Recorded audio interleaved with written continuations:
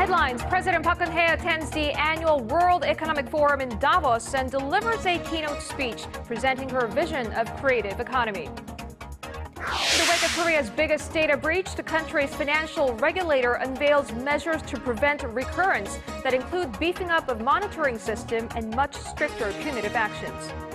Plus, the latest on the avian influenza case in the nation. A total of 8 farms have now been contaminated, while 6 others are under examination.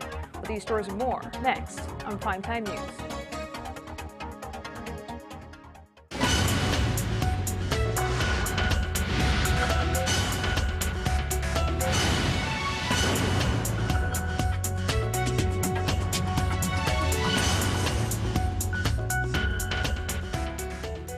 Good evening and welcome to Primetime News. It's Wednesday, January 22nd here in Korea. Live from Seoul, I am Yoo Ji-hae. And I'm Sean Lim. Thank you so much for joining us.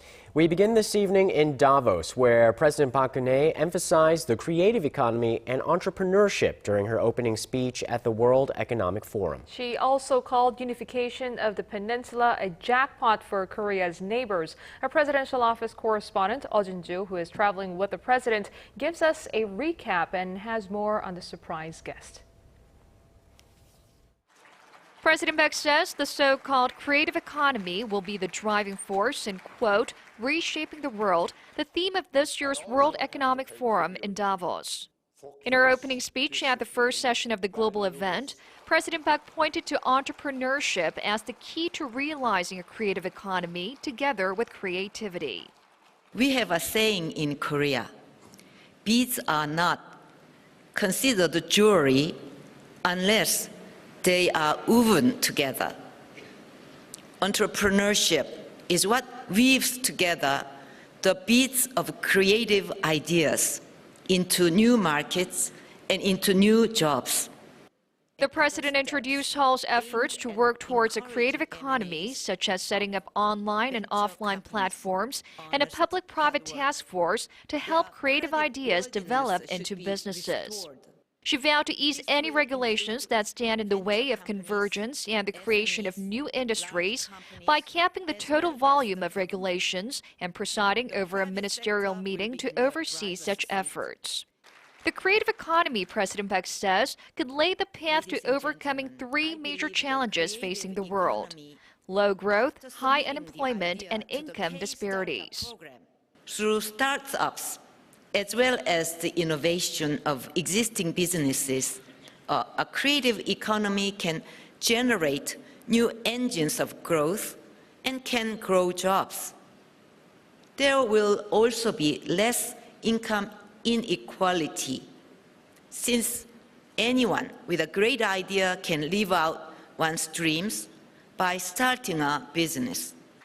When asked about concerns about the cost of reunification, an issue that keeps foreign investors from pouring money into South Korea, President Park said that reunification would be a jackpot not only for the 2 Koreas but also for neighboring countries. 통일이 되면은 그 북한 지역에 대대적인 SOC를 중심으로 한 투자가 일어나게 될 것이고, 또 이런 북한뿐만 아니라 그 주변국들도 어떤 큰 어떤 성장을 기대할 수가 있다. She explained that the investments would boost other projects in, for example, China's 3 northeastern provinces and Russia's maritime territory. A notable and unexpected guest in the front row during President Park's speech was Japanese Prime Minister Shinzo Abe. Many wondered whether the 2 leaders would meet or have a brief talk, but they didn't. Eoh Jin-joo, Arirang News, Bern. In the wake of Korea's worst ever data breach, the financial regulator has drawn up a comprehensive set of measures. They include bolstering monitoring systems and strengthening punitive actions against firms and executives that leak personal data. Our Ji Myung-gil has more on how far the new rules go. The government announced a set of measures on Wednesday designed to prevent future leaks and minimize the damage to clients if a leak does occur. In the midst of growing public anxiety about the possible financial crimes that could be committed using the stolen data, which includes bank account, credit card numbers, and personal credit records, financial firms will now be barred from collecting an excessive amount of personal data from customers. The government will also strengthen the punishment on institutions that use client data for their marketing activities. Financial institutions will be prohibited from using client data for marketing purposes, and the CEOs of the financial firms in question will be subject to strong punishments. Firms that are found to have used client data for marketing could be fined up to 1% of their sales in the event of a data breach. The government will fine banks and credit card firms up to $4.6 million if they are found to have mismanaged personal data, and client data will be automatically discarded 5 years after a client's final transaction.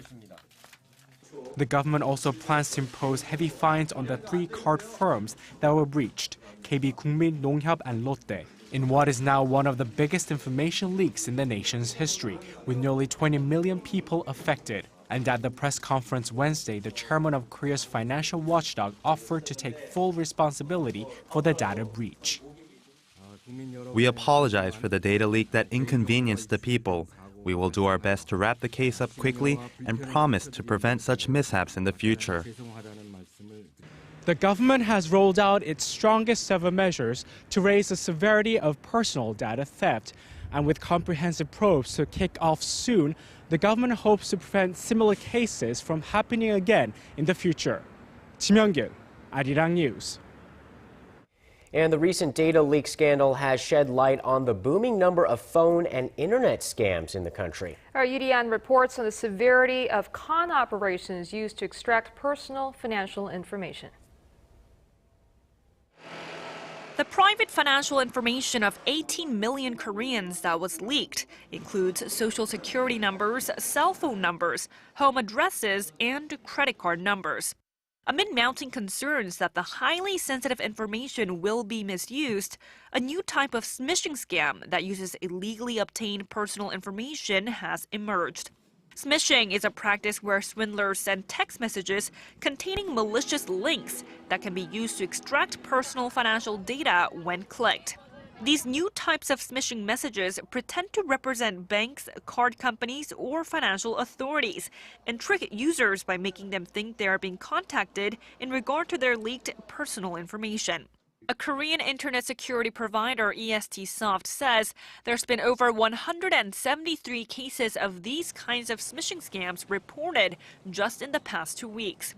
To deal with the rising number of scams, the Ministry of Science, ICT, and Future Planning will ban people from sending messages using a different caller ID starting next month. But this is only expected to have a limited effect, given that nearly 80% of all smishing messages are sent via the internet and not through mobile phones. Now, apart from smishing text messages, phishing websites are also prevalent in Korea. Phishing websites look almost identical to those of financial agencies and are also used to acquire personal financial information. Over 5,800 of such sites were busted from January to November last year, according to the ministry. That's 79 times more than the number of sites detected just 2 years ago.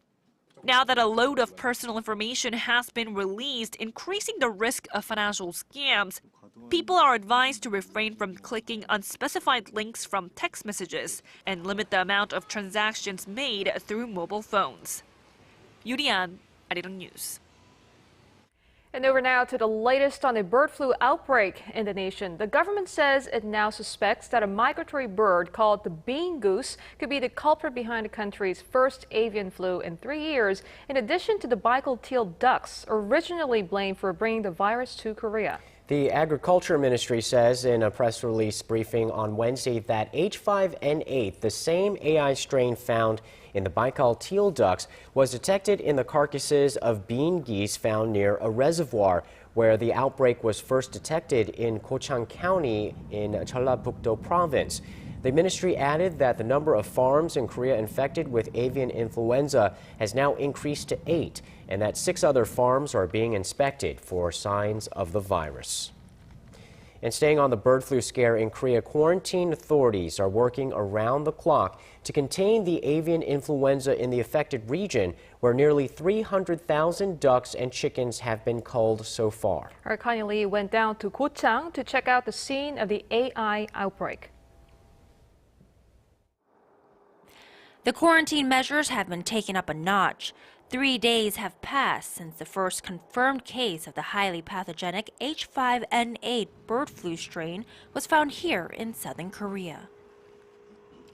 The infected farms are blocked off like this. This means no one can come in and no one can get out. And it doesn't appear as though the quarantine measures will be eased anytime soon. 이당 절대 들어오시면 안 되고 이 안으로는 들어오시면 안 된다. 이게 공기종으로 떠다니는 바이러스들이 세통이 떨어지기 때문에 소도 그레스도 바로 또 전염이 될 수가 있으니까 얘가 저주기가 바로 돼 있잖아요. 새들이 자주 날아다니니까 한번 공기종을 떨어뜨리면 바로 전염이 되니까 항시 Here in Jeollabuk-do province, about 300 kilometers south of Seoul, every vehicle entering and exiting the area is sterilized. But with a new suspected case emerging on Tuesday, the Ministry of Agriculture, Food and Rural Affairs has now ordered that ducks within a 3-kilometer radius of an infected farm be slaughtered as a preventive measure. This has been expanded from the previous 500-meter radius. But the farmers aren't the only ones affected by the latest case of avian influenza. None of the customers are asking for the duck and chicken dishes, even though I explained to them that cooked meat is fine. This restaurant has seen its number of customers cut in half since the AI outbreak. This time is worse than the last bird flu scare we had. My restaurant was affected last time, but this time, because the virus was found in my neighborhood, less people are coming to eat here. Korea has had 4 bird flu outbreaks since 2003. The last time was in 2011, when over 6 million birds were killed. Connie Lee, Arirang News. The former chief of Korea's spy agency, Won Se-hun, has been sentenced to 2 years in prison for taking money under the table from a businessman while in office. And this is on top of Won's pending verdict for another trial on charges of meddling in the 2012 presidential election. Arirang's Hwang Ji-hae reports. The Seoul Central District Court on Wednesday sentenced the former chief of Korea's spy agency Won Se-hun to 2 years in prison. Won, who headed the National Intelligence Service under President Lee Myung-bak, was found guilty of taking bribes from the head of the now bankrupt Hwangbo Construction for helping the company win bids for major construction deals between 2009 and 2010. He took some 160 million won, or roughly $150,000 in kickbacks.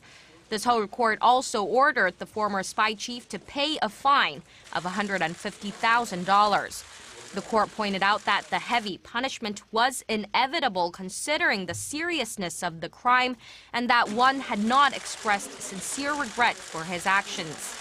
Won is also currently on trial on charges of meddling in the December 2012 presidential election. He was charged with ordering NIS agents to post internet comments in favor of then-ruling party candidate Park Geun-hye leading up to voting day. The trial on those charges will resume early next week, and a verdict is expected in February. Hwang Ji-hae, Arirang News.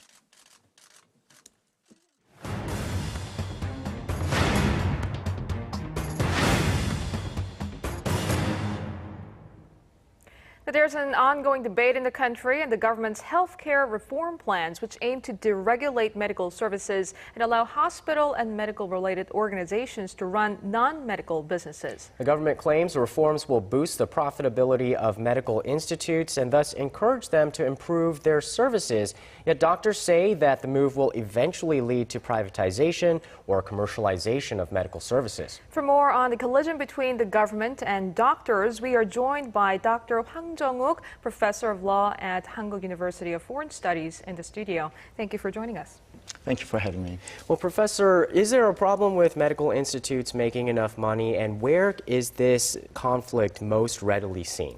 Well, one of the biggest problems facing Korean doctors these days is that most patients are rushing to go to large hospitals such as Samsung and Asan, which means that smaller hospitals and individual doctors are facing severe financial difficulties.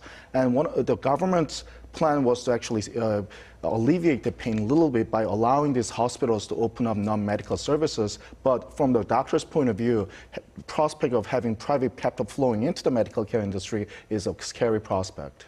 So if the proposed regulation goes into effect, what sort of specific changes can we expect? I mean, for example, will we see an improvement in the overall quality of medical services and even creation of new jobs, as the government claims? Well, the government's position is that the new plans will not touch the core medical services itself.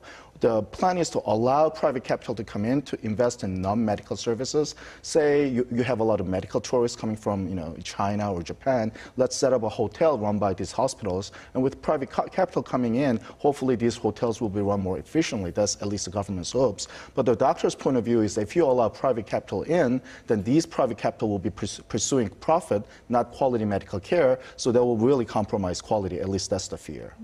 Well, one specific area where it seems like it's a gray zone between non-medical and medical services is the telemedicine proposal, where information on medical services is exchanged over electronic services. What is that debate about, and what seems to be a problem with this plan? It is true that there are remote geographic regions where there are no hospitals, so people have to drive many hours to get to nearest hospital. And with the advance in technology such as widespread high-speed internet and smartphones, the technology is there to allow doctors to confer with patients remotely. What doctors are basically afraid of is that, since Korean patients tend to flock to large hospitals, this will even cut through the profitability of smaller hospitals and individual doctors further. And not only that, might even compromise the quality of medical care services. Well, the Korean Medical Association said that it will go on a strike on March 3rd, but it's willing to retract the plan if the government changes its position. Do you think the two sides will reach a compromise? There is some hope in the sense that believe it or not, there's some consensus between the doctors, KMA, as well as the government officials in the Ministry of Health about, the true nature of the problem seems to be that the payments that doctors get under the Korean single-payer system is too low. So why are doctors so against this proposal if privatization could lead to higher wages? It is true that some doctors might come out well. Suppose that they get in on these businesses running either hospitals or funeral homes and they do it well, they could really make it big. And actually, some doctors through such services do make it big these days. But this is not a system where every doctor will be equally compensated. Their hope will be, the medical care service reimbursements will be up so that everyone can benefit. And the new system they probably fear is something that only superstars might survive. All right, Professor Hwang, thank you very much for joining us this evening. Thank you very much. Before your day ends and another begins, get the latest news live from Seoul. Residents whose features restrictions is on the rise. Closing ceremony. Expert analysis from Asia's heartbeat. The legislature, circumstances. With a viewpoint only Korea's global network can provide. The United States, the latest report. Unrivaled access from a team always on standby. Came on maneuver trying to cover up the South's true intentions. A foreign and defense policy forum was held on Wednesday where leaders in the field brainstormed on ways to handle any type of threat from Pyongyang. Our Kim Hyun-bin was there and brings us this report. With tensions escalating on the Korean peninsula because of an unpredictable northern neighbor, scores of academics and military experts gathered Wednesday at the Asia-Pacific Policy Research Institute Security Forum, with the goal of improving inter-Korean relations and defense policies. Asia-Pacific Policy Research Institute has sponsored and also has organized more than 250 times foreign and security policy international symposium for the last 10 years to pursuing to the rational foreign policy objectives and also to bringing peace and stability in Korean peninsula for the years to come. In addition to the leading researchers in the field, the forum also welcomed Vice Defense Minister Baek Seung-ju, who said the military will enhance its defense capabilities and diplomacy. In 2014, we will not allow any provocations from North Korea. We'll do this by establishing a strong defense posture, and we will use military diplomacy to maintain peace and stability in Northeast Asia. The minister also emphasized the importance of structuring the nation's air and defense systems, along with the kill chain system to counter any nuclear and missile attack from the north. The Foreign and Defense Policy Forum is held every month, with experts in each field brainstorming for new ideas that could help the government deal with the North Korea crisis. Kim Hyun-bin, Arirang News.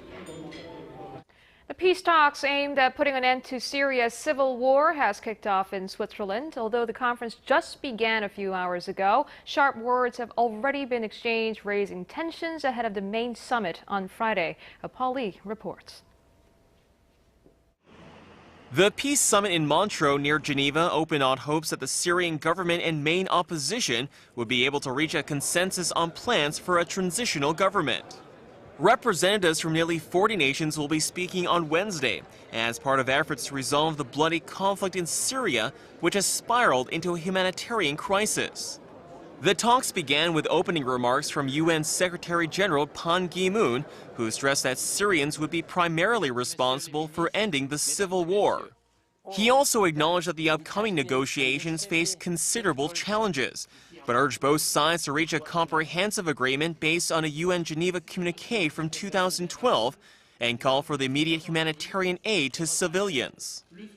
In their first face-to-face meeting at a UN peace conference since the conflict began in 2011, the Syrian government and opposition coalition were quick to voice their anger. Syrian Foreign Minister Walid al-Muallim labeled the rebel forces as Islamic extremists and rattled off a list of what he called terrorist rebel acts supported by Arab and Western states. In response, opposition leader Ahmed Jabbar accused President Bashar al-Assad of war crimes and demanded that the Syrian regime immediately sign a plan for a transition of power. Reaffirming his previous stance, the Syrian foreign minister said any discussions of Assad stepping down would be considered a red line. Expectations are low that the fragile talks will end in a breakthrough this week.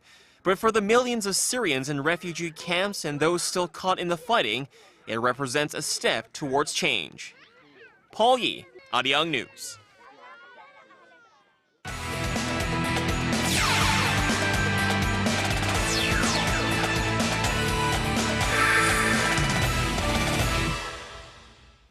The South Korea short track speed skaters have made it to France for one last training camp before the Olympics. Stephen Che joins us in the Sports Center with the details. Stephen.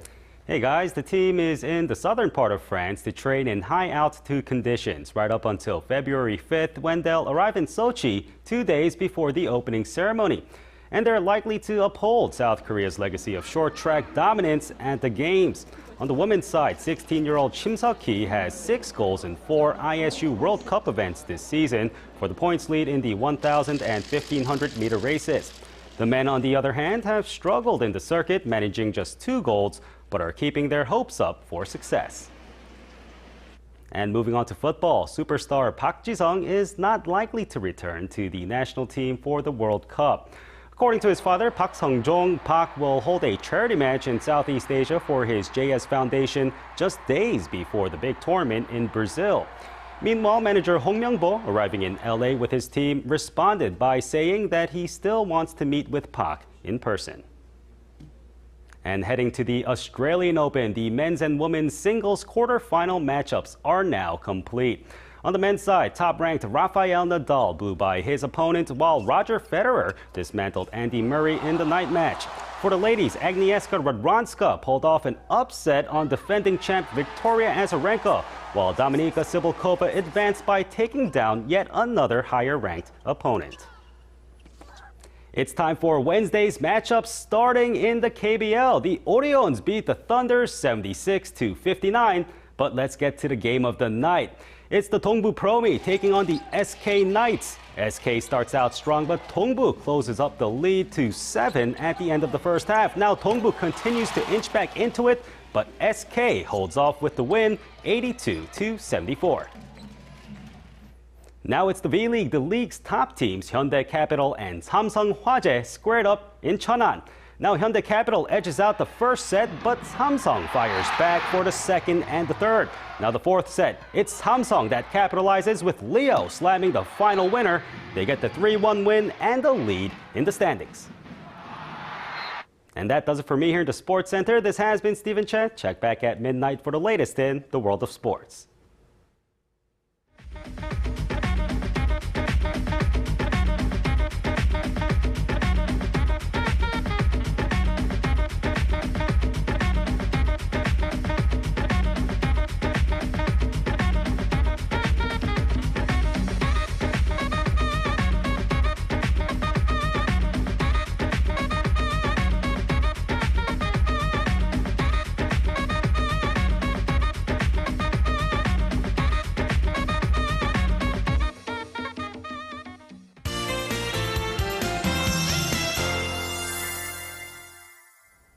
Yesterday, an ultra-fine toxic dust warning was issued in Seoul, but things cleared up earlier today. For details, let's go over to our Kim Bo-kyung at the Weather Center. Good evening, Bo-kyung. Good evening, Sean and Ji-hae. Although the fine dust from China has disappeared, there is a high chance it may come back due to the mild winter weather. While numbers will rise gradually, reaching 7 degrees on Friday, and nationwide showers are forecast for Saturday. And currently, the nation is under the influence of a high-pressure system from China, which is why we're seeing clear skies across the map. While higher than the seasonal average temps are in the forecast through the rest of the weekend. For those of you wondering, there may be light-passing showers in the central regions on the first day of the Lunar New Year holiday, which is next Thursday. Moving on to tomorrow's readings, Seoul starts off the day at -5 degrees with a high of 5. Meanwhile, Daegu and Gwangju hit 8. Moving on to other regions, Daejeon and Dokdo peak at 6 degrees, while Mount Kumgang tops out at -2. Well, that's all I have for you this hour, and back to you guys. And that's a broadcast on this Wednesday night. I'm Yoo Ji-hae in Seoul. And I'm Sean Lim. Thanks for watching. We'll see you soon.